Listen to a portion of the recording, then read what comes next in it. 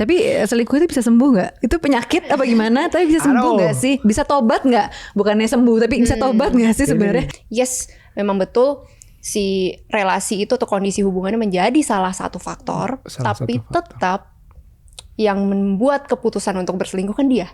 Iya. Kan banyak juga kan orang yang punya problem di dalam pernikahannya, tapi mungkin tidak selingkuh, mungkin pergi ke psikolog. Apakah itu karena kebiasaan selingkuhnya juga seperti itu? Kalau laki-laki lebih sering ke fisik, kalau perempuan emosional, benar nggak? Makanya ketakutan mereka adalah seperti itu.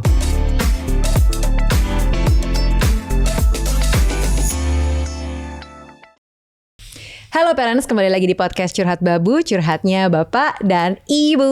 Aku kalau opening selalu cuma nunjuk-nunjuk doang ya kayaknya. Iya benar-benar magabut. Aryo Pratomo, @Gario dan Nucha Bahri di @nuchabahri. Kita dari Curhat Babu pengen ngobrolin hari ini. Ingat kita pernah ada episode, kalian boleh klik linknya ya. Ini ada episode pernah sama Ines. Nah kita ternyata banyak lagi pertanyaan sama Ines yang penasaran. Undang lagi dong Ines. Kita undang lagi ke sini. Hai Ines. Hai. Nah teman-teman parents, di sini ada Ines Kristanti, seorang psikolog klinis yang kalau kita lihat di Instagramnya rajin banget nih posting, bikin konten seputar sex education, seputar perempuan, seputar relationship, dan juga kita mau bahas soal perselingkuhan. Oh, setiap film yang keluar tuh kayaknya banyak banget ya tentang selingkuh. Aku suka loh film tentang selingkuh. Selalu rame ya, selalu diomongin ya. Kenapa ya? Kamera mendua ya. Iya, kenapa sih? Aku senang loh dari film-film bule, terus film-film Korea, film lokal, semuanya ya. Yang tentang selingkuh aku suka. Kenapa sih? Gak tahu ya. Kenapa kamu? Kita tanya kamu. Gak tahu. Secara psikologi kenapa ya aku ya Mbak ya? jangan sampai gitu kan. Insecure. Nah, jadi itu sebenarnya gini Kak Ines, karena banyak banget nih parents, teman-teman yang suka curhat seputar perselingkuhan, gitu kan. Dan kemarin ini tuh kita dapat komen-komen juga karena pernah bikin konten soal review Nokta Merah Perkawinan itu loh, inget kan? Ada, boleh dicek juga, kita pernah bahas itu. Nah terus tuh ada komennya, katanya yang bilang, loh jadi kalau aku suka gremet-gremet ngeliat K-pop, artis K-pop gitu, berarti aku sama dengan selingkuh ya gitu. Padahal kan aku lagi menggambarkan ketika Mas Gilang di film Nokta Merah tuh gremet-gremet ngeliat siapa tuh selingkuhannya itu gitu loh. Yuli, bener gitu. Aku gak nonton tapi inget ya terus. Nah jadi tuh diceritain terus ya Mas, gak berhenti-berhenti ya. Kira-kira begitu. Nah secara nih kan di sini udah psikolog gitu. Nah kalau dari teori psikologi sebenarnya ketika kita gremet-gremet ngelihat lawan jenis, itu tuh apakah didefinisikan sebagai selingkuh atau enggak? Nah dalam konteksnya orang ini real ada sama di televisi gitu. Nah itu gimana? Oke. Iya, gini, kita perlu membedakan antara perselingkuhan dengan attraction atau ketertarikan gitu. Kita bisa memutuskan untuk tidak berselingkuh alias setia sama pasangan kita.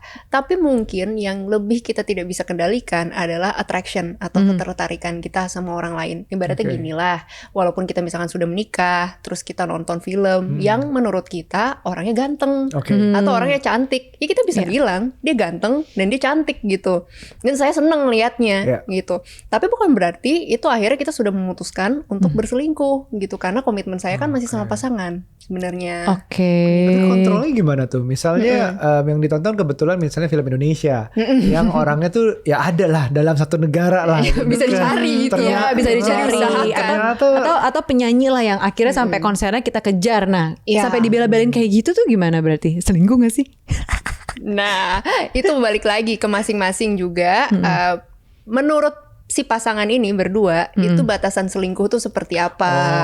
Itu juga penting sebenarnya untuk didiskusikan karena belum tentu nih kita pacaran sama orang atau menikah sama orang belum tentu kita punya definisi selingkuh yang sama dengan dia. Kayak misalnya contohnya nggak tahu ya masih zaman nonton Friends nggak ya di sini? Kalau Friends udah di cancel sekarang nih gara-gara beda generasi. Karena waktu itu tuh kalau nggak salah pernah ada adegan Monica sama Chandler gitu. Mereka tuh debat lah gitu, yang mana yang dianggap selingkuh, mana yang enggak. Karena kalau nggak salah menurut Monica, kalau gue flirting doang mah nggak masalah. It feels good kan, kalau misalkan ada orang yang notice kita cantik gitu atau kita menarik.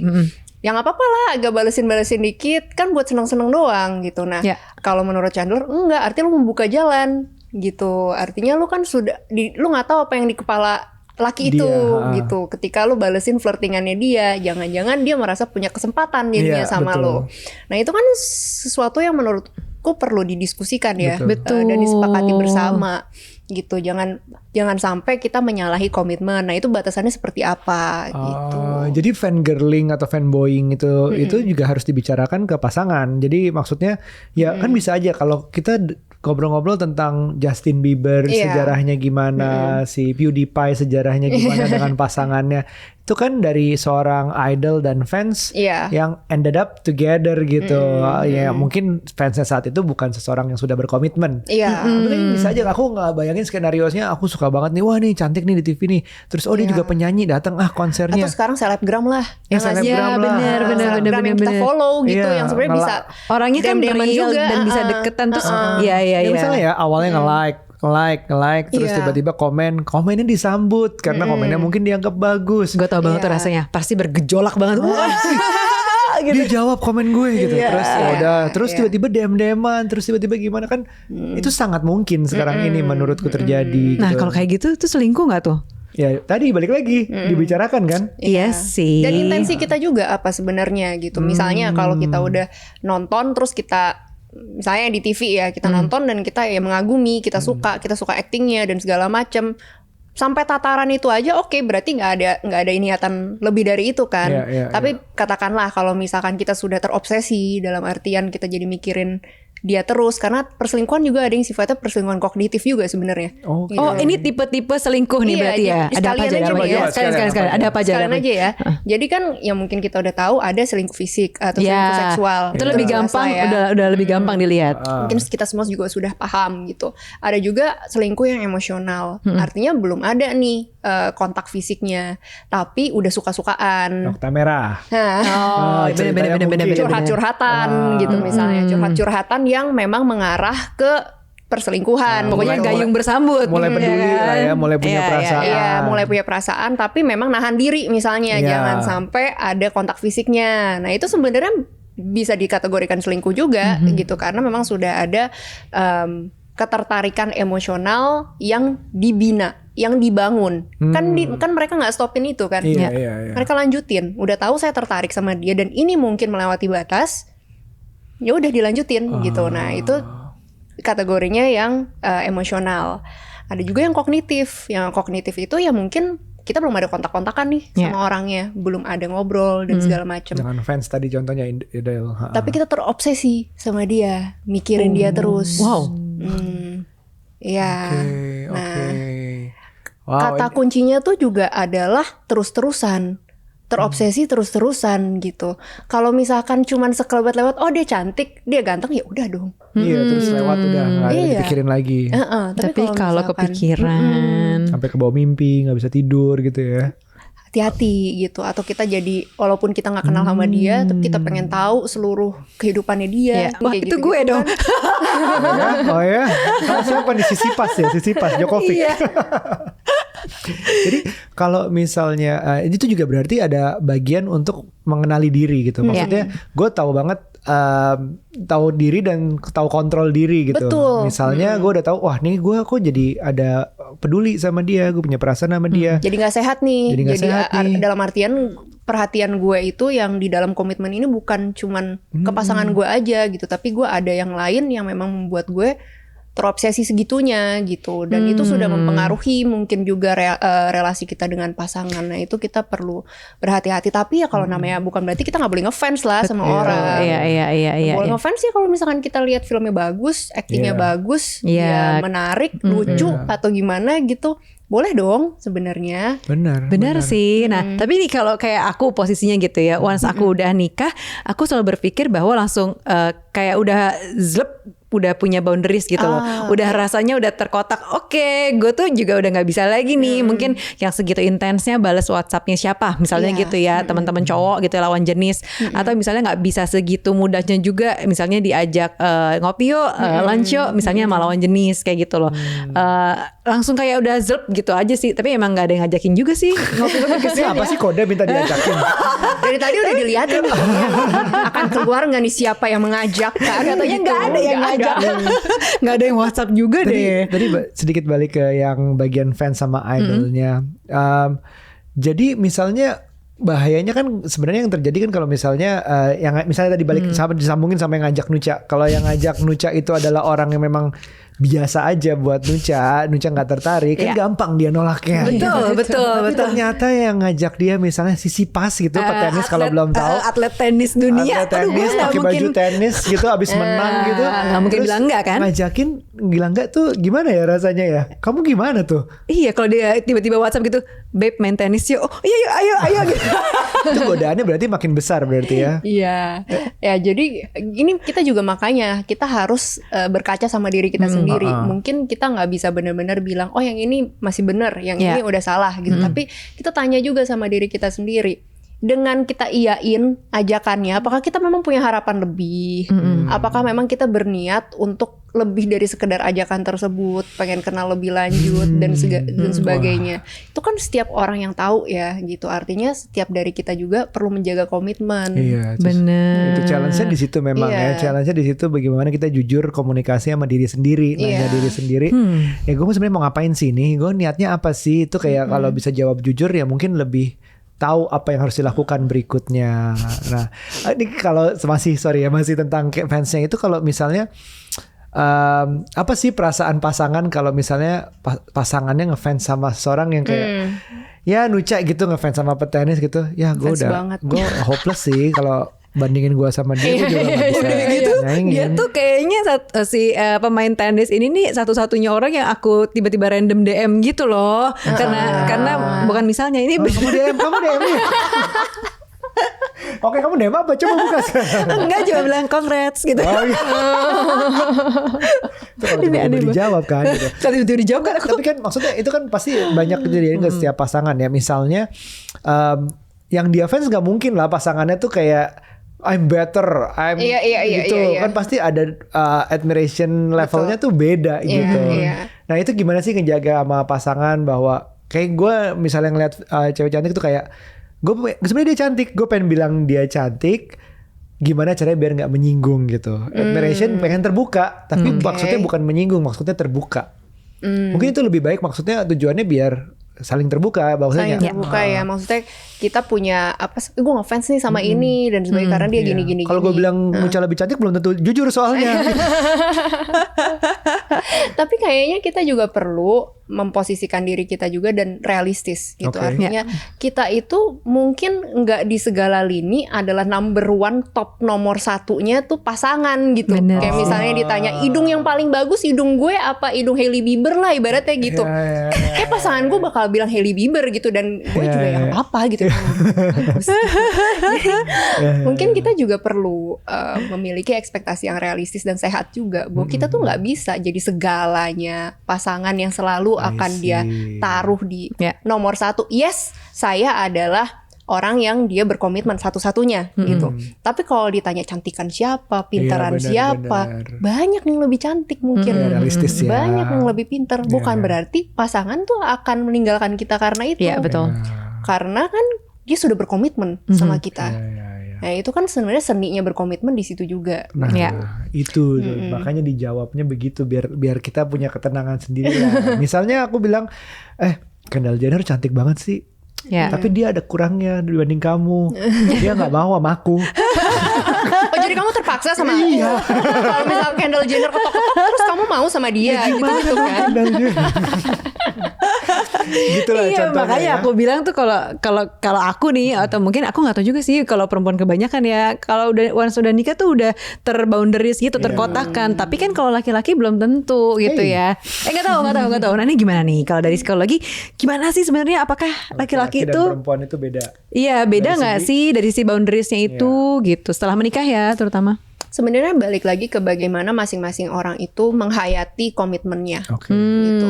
Karena kalau misalkan orang-orang yang mau dalam kondisi relasi hubungan apapun katakanlah baru pacaran lah gitu. Tapi kalau misalkan komitmen kita itu kita udah hayati secara kuat sama pasangan kita ya kita juga nggak selingkuh gitu. Mau nikah, mau masih pacaran, kalau kita menghargai komitmen tersebut dengan kuat, ya kita nggak akan selingkuh gitu. Tapi kalau misalkan sudah menikah yang ya udahlah, yang penting gue nikah, yang penting gue nggak ditanya-tanyain orang gitu, ya udahlah gitu. Dan in the back of their mind mungkin kayak ya nggak salah juga sih, selingkuh kan banyak yang kayak gitu. Ya itu kan mungkin lain cerita.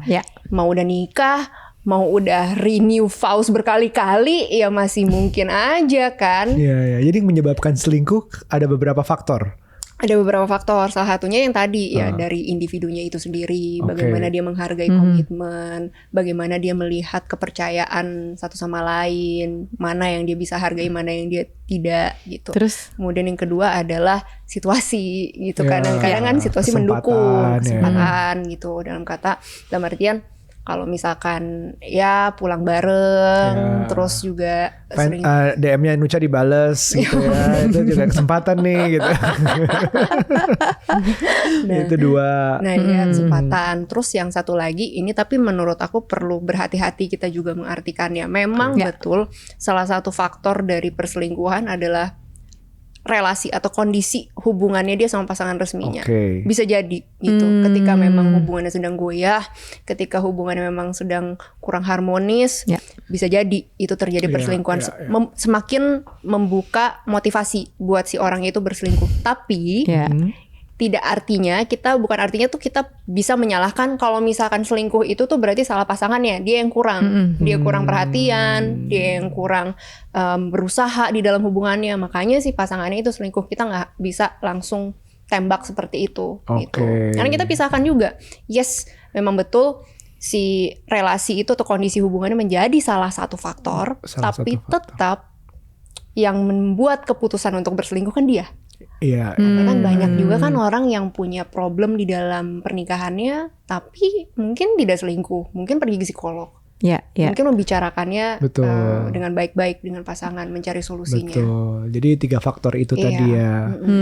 Boundaries memang jadi hal yang penting ya. Jadi ada diri masing-masing. Dan speaking of boundaries, kita juga dalam belanja online di Lazada juga harus ada batas-batasnya. Boundaries atau batasan. Benar. Jadi kalau misalnya belanja online nggak inget boundariesnya, bisa kebablasan atau bisa merugikan kita juga sebenarnya, sama kayak relationship. Masalah security-nya ya. Jadi kalau kita ngomongin misalnya login ke Lazada, ada OTP-nya, kita jangan share ke siapapun. Betul, harus hati-hati. Terus pastikan transaksi atau kayak misalnya chat gitu ya tetap di aplikasi Lazada, jangan di luar dari aplikasi ya kan. Karena kalau misalnya kita mau komplain mau apa, nggak berlaku tuh kalau udah transaksi sendiri. Dan juga kalau misalnya kita terima barang, itu unboxing jangan lupa di videoin. Jadi kalau mau komplain pun di titik 3 yang ada di setiap transaksinya itu mau komplain, bisa itu valid, jadi komplainnya bisa jelasin bahwa ini apa yang salah gitu. Benar. Jaga boundaries ini dalam berbelanja online. Ya, jadi kalau misalnya ada hal-hal yang nggak sesuai gitu ya, itu bisa didiskusikan sama sellernya. Terus kalau misalnya emang ada yang terkait dengan teknis,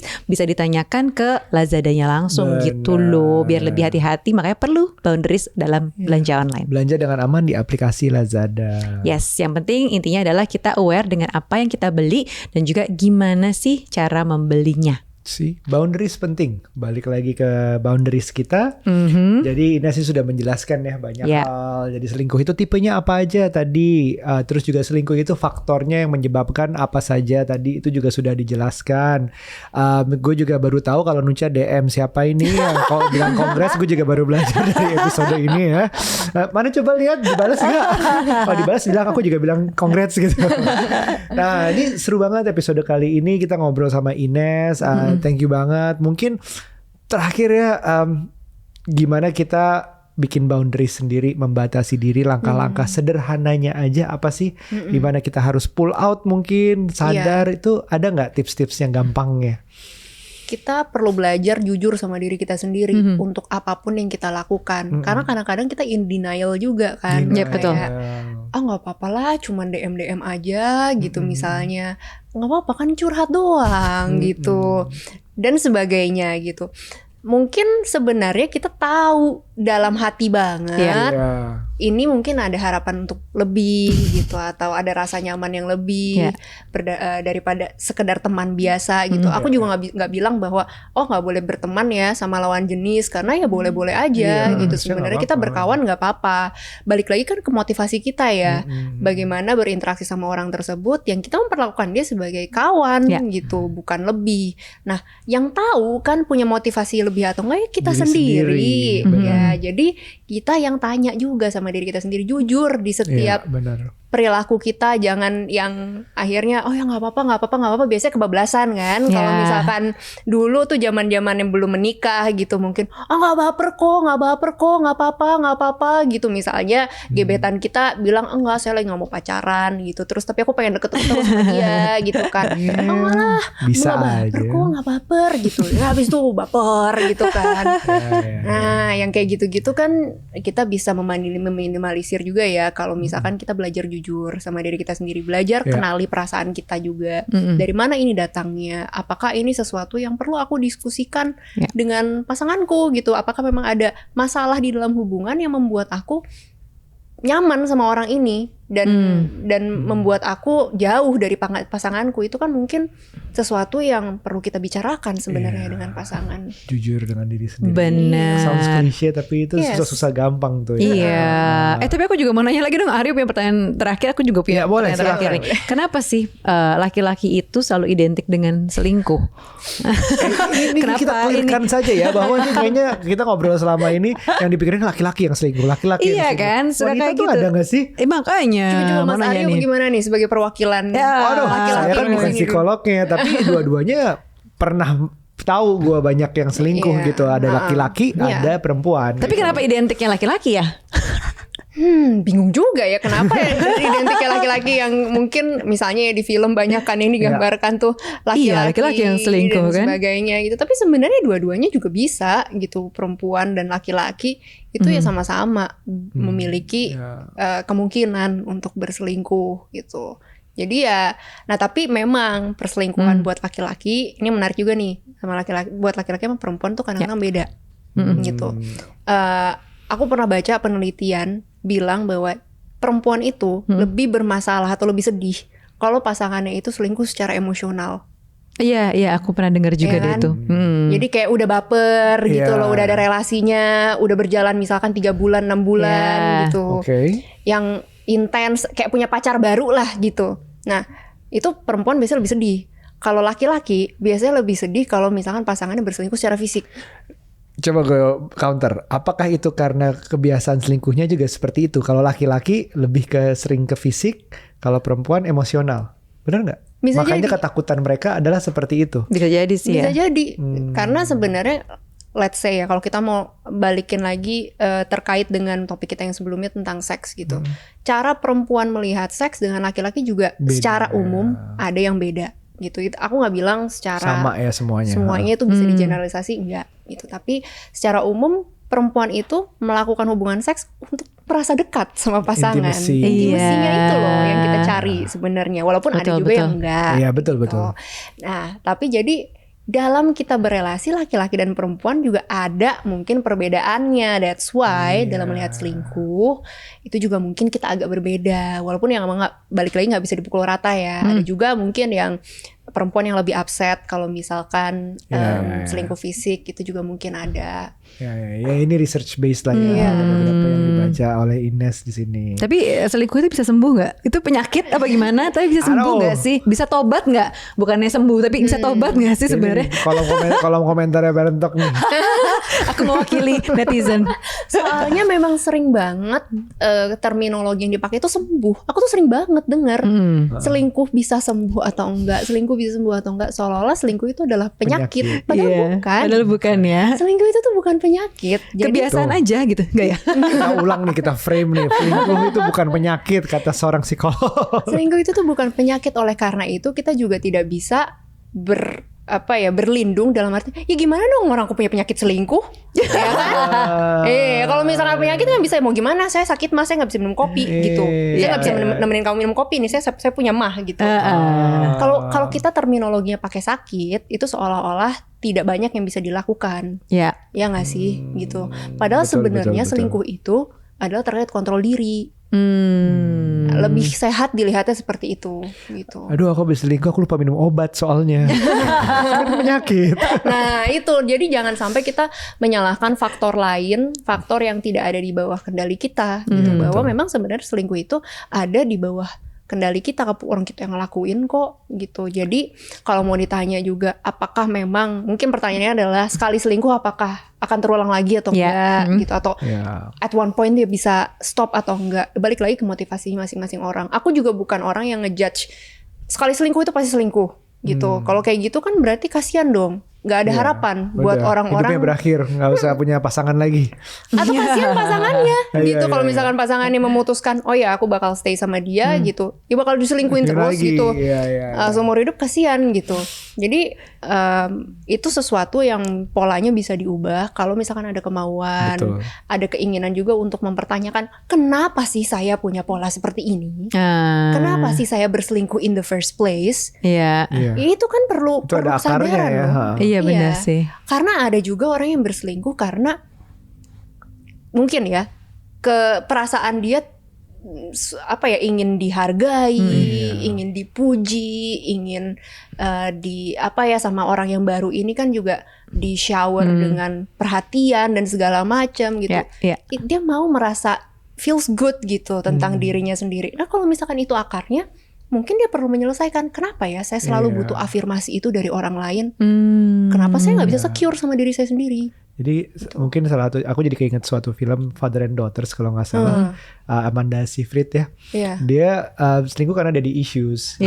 Dia nggak bisa berkomitmen sama satu laki-laki karena laki-laki yang dia cintai banget bapaknya meninggal gitu. Jadi dia kayak kalau gue sayang sama seseorang dalam relationship akan ditinggal pergi juga. Ya udah, gue nggak mau komitmen, gue selingkuh aja gitu. Jadi banyak faktor gitu ya. Dan mungkin tadi ya nggak perlu melabel juga bahwa laki-laki yang lebih sering selingkuh atau identik dengan selingkuh atau selingkuh itu sebagai sebuah penyakit karena bukan penyakit gitu ya. Jadi pastikan simak terus nih obrolan-obrolan di Curhat Babu di Parent Talk gitu ya, supaya lebih teredukasi lah seputar relationship ini gitu ya. Dan sama halnya dengan belanja online juga, yang pasti harus ada yang namanya boundaries dan juga lebih hati-hati, bukan cuma relationship aja yang hati-hati, tapi juga belanja online. Jangan lupa pastikan untuk selalu belanja di aplikasi Lazada. Iya, kita berterima kasih sama Ines. Makasih banyak Nes sudah datang, udah cerita, udah kasih edukasi ke kita. Itu berguna banget, banyak hal yang baru tahu juga.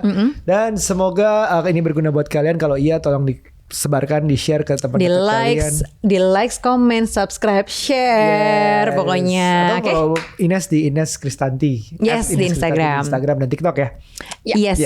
Oke, kalau gitu terima kasih banyak yang udah nonton. Sampai ketemu lagi di episode selanjutnya. Bye.